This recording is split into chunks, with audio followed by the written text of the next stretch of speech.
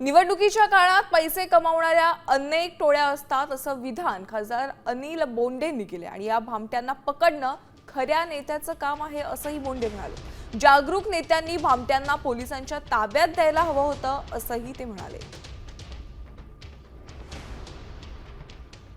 कमावणाऱ्याच्या अनेक टोळ्या असतात आणि पवार साहेबांनी तर पूर्ण आयुष्य केलं आहे त्यांच्या काळात अनेक लोक आले असतील मंत्रतंत्रांनी बांधणारे, आम्ही टेक्निकली मशीना हॅक करून देतो सांगणारे।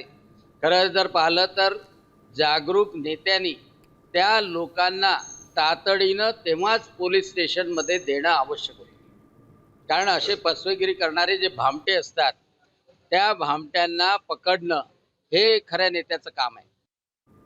आता isakal.com आहे देशातील नंबर 1 ची मराठी न्यूज वेबसाईट। प्रत्येक अपडेटसाठी isakal.com ला नक्की भेट द्या।